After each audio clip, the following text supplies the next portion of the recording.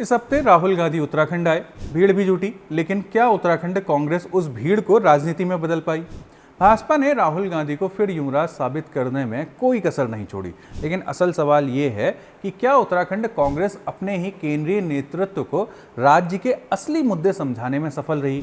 उधर नेपाल के प्रधानमंत्री बालेन शाह ने एक बार फिर भारत नेपाल सीमा विवाद को लेकर ऐसा बयान दिया है जिसने नई बहस छेड़ दी है। क्या ये सिर्फ नेपाल की घरेलू राजनीति है या हिमालयी सीमा पर बदलते समीकरणों का नया संकेत है? इसके अलावा आज के वीडियो में हरिद्वार में बिरयानी बनाम पुलाव के बहाने पता करेंगे भारत वाला पुलाव वेज है या फारस वाला पुलाव। वीडियो के आखिर में बात करेंगे चारधाम यात्रा की। चारधाम यात्रा जारी है, श्रद्धालुओं की संख्या लगातार बढ़ रही है, लेकिन मौतों का आंकड़ा भी पिछले साल के मुकाबले तेजी से बढ़ रहा है। जानेंगे आंकड़ों का पूरा सच। नमस्कार, मेरा नाम है गिरीश और वीकली खबरबात के आज के एपिसोड में समझते हैं जन सरोकारों से जुड़ी हफ्ते भर की खबरबात। उत्तराखंड में इस हफ्ते की सबसे बड़ी खबर राहुल गांधी की उत्तराखंड यात्रा रही। भले ही मौसम बिगड़ने की वजह से राहुल गांधी राज्य में कहीं भी जनता के बीच नहीं जा पाए, लेकिन दिल्ली में बैठकर राहुल गांधी ने उत्तराखंड सरकार के लिए दिल्ली से चलाई जाने वाली बात कहकर एनडी तिवारी और विजय बहुगुणा की उत्तराखंड राजनीति में हुई हेलीकॉप्टर लैंडिंग पर मिट्टी पा दी है। खैर, जो भी हो, इस रैली में आई भीड़ ने राज्य भर में सियासी तूफान तो ला ही दिया है। आप दिए गए लिंक में हमारा पिछला वीडियो देख सकते हैं, जिसमें हमने भाजपा और कांग्रेस की अगले विधानसभा चुनाव की रणनीति पर विस्तार से चर्चा की है। दिए गए लिंक में जाकर आप वो हमारा वीडियो देख सकते हैं। खैर, आज सबसे पहले बात करते हैं इस पूरी रैली पर। भाजपा रैली की घोषणा के दिन से ही कोशिश कर रही थी कि राहुल गांधी की युवराज वाली इमेज बनी रहे। इसके लिए भाजपा अध्यक्ष महेंद्र भट्ट से लेकर भाजपा विधायक तक ने झूठ बोलने से गुरेज नहीं किया। भाजपा अध्यक्ष ने राहुल गांधी के सेना के अपमान वाला फेक नैरेटिव क्रिएट किया तो राज्य भर के भाजपा कार्यकर्ताओं ने आलू से सोना बनाने वाले बयान को छापा। राहुल गांधी के विरोध में जब भी भाजपा के लोगों ने बात की तो उन्होंने युवराज शब्द का खास इस्तेमाल किया। राहुल गांधी का दौरा रद्द होने के बाद भाजपा नेताओं ने राहुल को कार्यकर्ताओं को इंतजार कराने वाला युवराज बताया। भाजपा के नेताओं ने राहुल गांधी पर ये कहते हुए तंज कसा कि युवराज चाहते तो 3 घंटे के सड़क के सफ़र से अल्मोड़ा जा सकते थे, लेकिन उनका ये तंज भी पूरी तरीके से अधूरा है। राहुल गांधी और कांग्रेस पार्टी का कहना है कि हेलीकॉप्टर यात्रा कैंसिल होने के बाद सड़क से यात्रा की अनुमति नहीं दी गई थी। सड़क से यात्रा की अनुमति न देने का कारण राहुल गांधी की सुरक्षा में खतरा बताया गया। अब राहुल गांधी की सुरक्षा को किससे खतरा है, ये अपने आप में एक बड़ी पहेली है। क्या उत्तराखंड की सड़कें इतनी सुरक्षित भी नहीं रही कि देश की संसद में विपक्ष का नेता उन पर चल सके? राहुल गांधी की इस पूरी रैली के प्रकरण से पहली बात जो समझ आती है वो ये कि कांग्रेस को अब भी विपक्ष की राजनीति करना नहीं आता है। अगर राहुल गांधी के बजाय यही घटना किसी भाजपा नेता के साथ कांग्रेस शासित प्रदेश में होती तो आप एक हाई वोल्टेज ड्रामा वहां देखते। अल्मोड़ा और पंतनगर में खिली धूप के वीडियो शेयर कर इसे रैली रद्द करने की सरकार की साजिश बता दिया जाता।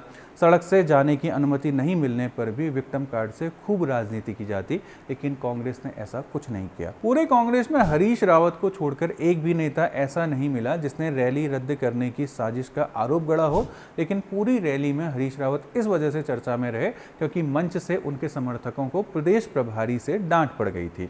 यहाँ आपको उत्तराखंड कांग्रेस की लीडरशिप की केंद्रीय कांग्रेस के साथ कम्युनिकेशन की गंभीर गड़बड़ी भी दिखती है।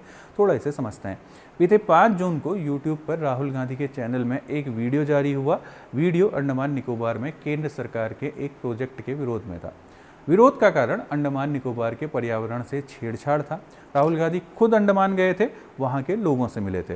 राहुल गांधी ने वहां एडवेंचर स्पोर्ट्स के माध्यम से अपने कैरेक्टर का एक अलग पहलू भी दिखाया। इस वीडियो में राहुल गांधी अंडमान की इकोलॉजी पर गंभीर बातचीत करते दिखते हैं। अब आप सोचिए, जिस गंभीरता के साथ राहुल गांधी ने अंडमान के पर्यावरण का मुद्दा उठाया हुआ है, क्या उस गंभीरता से वो उत्तराखंड के पर्यावरण का मुद्दा नहीं उठा सकते? दिल्ली में रहने वाले राहुल गांधी अगर अंडमान के आदिवासियों के अधिकारियों की बात कर सकते हैं तो क्या वो उत्तराखंड के पहाड़ियों की बात नहीं कर सकते हैं? अगर वो अंडमान में वर्षा वनों को बचाने के लिए अकेले लड़ाई लड़ने की बात कर सकते हैं तो क्या गढ़वाल में देवदार के जंगलों को बचाने की लड़ाई लड़ने की बात राहुल गांधी नहीं कर सकते हैं? जाहिर है मामला कमजोर स्थानीय नेतृत्व का है। क्या उत्तराखंड कांग्रेस के नेताओं को काले पड़े हिमालय नजर नहीं आते हैं? क्या उन्हें जंगल की आग नजर नहीं आती है? क्या उन्हें हर दिन भालू और बाघ की शिकार होती बेबस जनता नजर नहीं आती है? जब सब कुछ आंखों के सामने है तो फिर राज्य कांग्रेस अपने केंद्रीय नेतृत्व को उत्तराखंड के स्थानीय मुद्दे बताने में असफल क्यों है? अल्मोड़ा में आई भीड़ से भाजपा जरूर असहज हुई है, लेकिन कांग्रेस इसका पूरा फायदा नहीं उठा सकी है। जहां भाजपा ने कांग्रेस प्रमुख राहुल गांधी की युवराज वाली छवि को बनाए रखने में कोई कसर नहीं छोड़ी, वहीं उत्तराखंड कांग्रेस ने राहुल गांधी की युवराज वाली छवि को हटाने का भी कोई प्रयास नहीं किया। आप कांग्रेस के भीतर की स्थिति को इस बात से समझिए कि कांग्रेस के विधायक का टिकट पा चुके गजान गुड्डू इस बात से खुश हैं कि उनकी गाड़ी राहुल गांधी के काफिले में शामिल है। रैली के भीतर भी जिस तरह से कांग्रेस के कई नेता अपने दल बल के साथ आए, उससे वो एक पार्टी कार्यकर्ता से ज्यादा टिकट के दावेदार लगे। कुल मिलाकर राहुल गांधी की रैली ने कांग्रेस को एक फुल टॉस दी थी, जिस पर उत्तराखंड कांग्रेस छक्का मार सकती थी, लेकिन वो चौके से ही खुश है। कांग्रेस न तो राज्य स्तर पर विपक्ष की भूमिका निभा पा रही है, न राष्ट्रीय स्तर पर। जैसे इस हफ्ते नेपाल के जैनजी प्रधानमंत्री बालेन शाह ने एक बार फिर बड़बोले बोल बोले हैं, लेकिन विपक्ष का कोई भी नेता इस पर बात करता आपको नजर नहीं आएगा।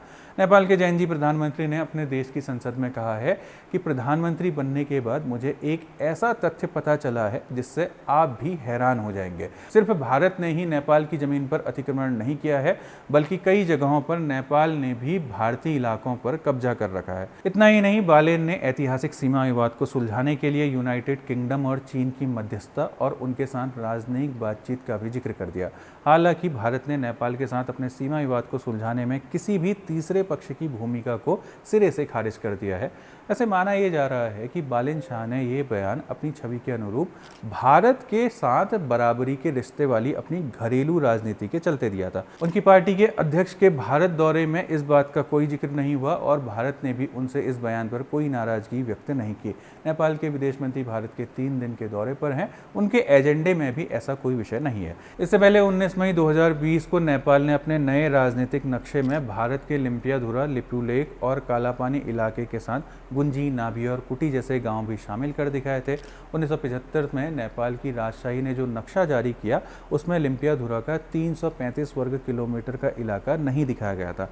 ब्रिटिश भारत में 1798 से 1947 तक कालापानी इलाके से संबंधित नक्शों पर नेपाल को कोई ऐतराज नहीं रहा था। दरअसल 1816 में ब्रिटिश भारत और नेपाल के बीच हुई संगौली संधि के अनुसार नेपाल और भारत के बीच की सीमा काली नदी के रूप में निर्धारित की गई थी। बात कुछ ऐसी है कि ब्रिटिश काल में 1816 से पहले के समय में भारत नेपाल सीमा का ये इलाका असर्वेक्षित रहा था। इस इलाके का पहला वैज्ञानिक सर्वेक्षण 1879 में किया गया। इसके बाद इसे प्रकाशित भी किया गया। 1879 से पहले के सभी मानचित्र जिस सीमा रेखा को दिखाते हैं वो उनके संकेतक के अनुसार असर्वेक्षित और अस्पष्ट हैं। इसके अलावा कुमाऊं के 1820 के प्रशासनिक व राजस्व अभिलेख भी इसी तथ्य की पुष्टि करते हैं कि काली नदी का उद्गम स्रोत और लिपुलेख के दक्षिण का जलागम क्षेत्र हमेशा भारतीय सीमा के अधीन रहा है।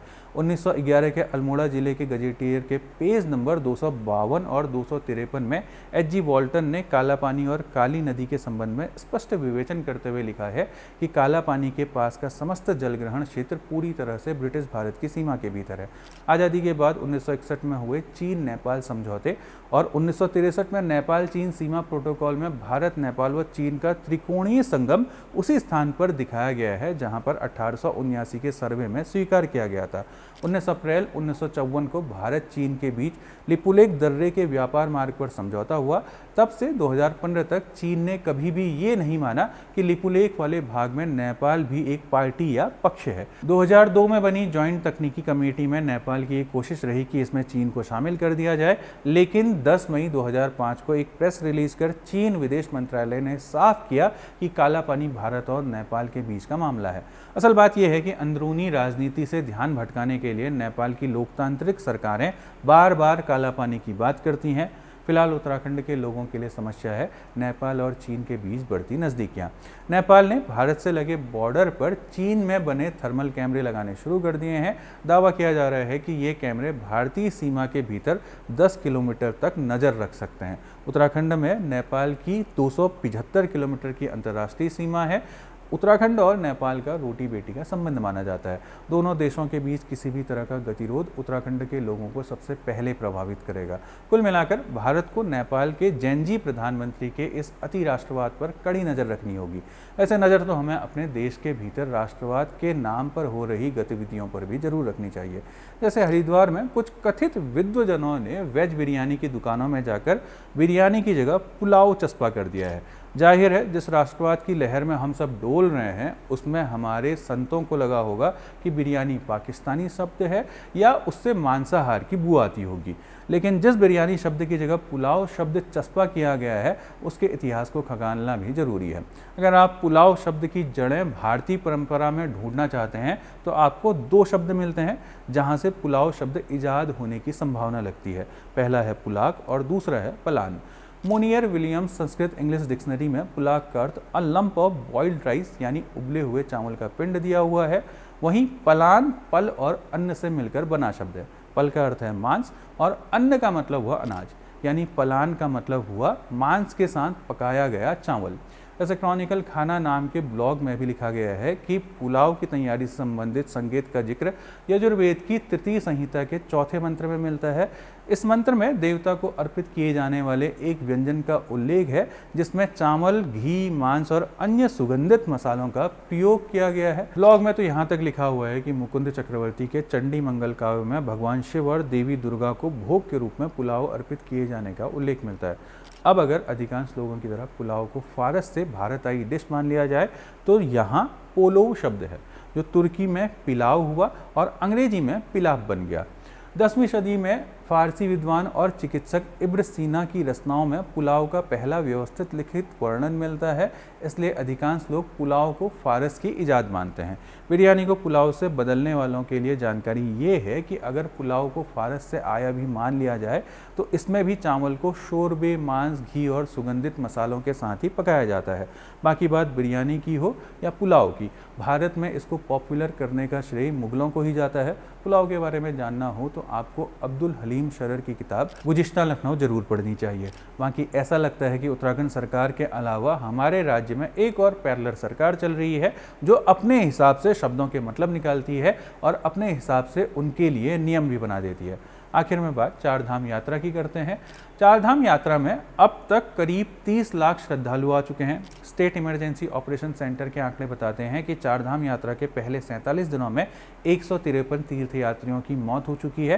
पिछले साल इतने दिनों में मरने वाले तीर्थयात्रियों की संख्या 127 थी, यानी इस साल मरने वाले यात्रियों की संख्या पिछले साल के मुकाबले करीब 20% ज़्यादा है। केदारनाथ में सबसे ज़्यादा 75 मौतें दर्ज हुई हैं, जबकि बद्रीनाथ में 44 मौतें दर्ज हुई हैं।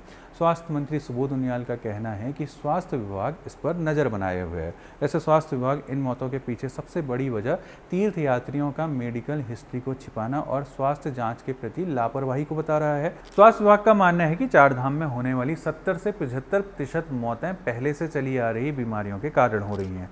इनमें मुख्य रूप से दिल की बीमारी, हाई ब्लड प्रेशर, शुगर और फेफड़ों में पानी भरना जैसी गंभीर समस्याएं शामिल हैं। इसका सबसे बड़ा उदाहरण बद्रीनाथ मार्ग पर देखने को मिलता है। बद्रीनाथ धाम से महज 15 किलोमीटर पहले पांडुकेश्वर में एक स्वास्थ्य जांच केंद्र बनाया गया है। होना तो ये चाहिए था कि वहाँ से गुजरने वाला हर यात्री स्क्रीनिंग के बाद ही आगे बढ़े, लेकिन ज़मीनी हकीकत ये है कि वहाँ से गुजरने वाले 8 लाख यात्रियों में से सिर्फ 54,000 लोगों की ही जांच हो सकी है। इसका सीधा मतलब ये है कि सिर्फ 6% यात्री ही स्वास्थ्य परीक्षण के बाद आगे बढ़ रहे हैं। ऐसा इसलिए है क्योंकि प्रशासन ने इस स्क्रीनिंग को अनिवार्य करने के बजाय ऐच्छिक यानी यात्री की मर्जी पर छोड़ रखा है, जिसका नुकसान लोग अपनी जान गंवाकर उठा रहे हैं। आंकड़ों के विश्लेषण से पता चलता है कि हेलीकॉप्टर से यात्रा करने वाले श्रद्धालुओं की मृत्यु दर पैदल चलने वाले यात्रियों से कहीं ज़्यादा है। जो श्रद्धालु पैदल चढ़ाई चढ़ते हैं वो धीरे धीरे ऊंचाई पर पहुंचते हैं। इस दौरान उनका शरीर कम ऑक्सीजन और ऊंचे तापमान व दबाव के अनुसार खुद को ढाल देता है। मेडिकल भाषा में इसे एक्लिमेटाइजेशन कहते हैं। इसके विपरीत हेलीकॉप्टर में बैठने वाला यात्री कुछ ही मिनटों में सीधे 3500 मीटर यानी लगभग 11,500 फीट की ऊंचाई पर पहुंच जाता है। अचानक ऑक्सीजन के स्तर में आई भारी कमी और वायुमंडलीय दाब के इस तीव्र बदलाव को मरीज का कमजोर हृदय सहन नहीं कर पाता है। ये अचानक लगा आघात हार्ट अटैक या पल्मोनरी एडिमा का कारण बनता है। बाकी चार धाम में मेडिकल सेवा पूरी तरह फिट बताई जा रही है। वैसे फिट स्वास्थ्य व्यवस्था तो उत्तराखंड के सभी जिलों की भी बताई जाती है, कम से कम कागजों में तो बताई ही जाती है।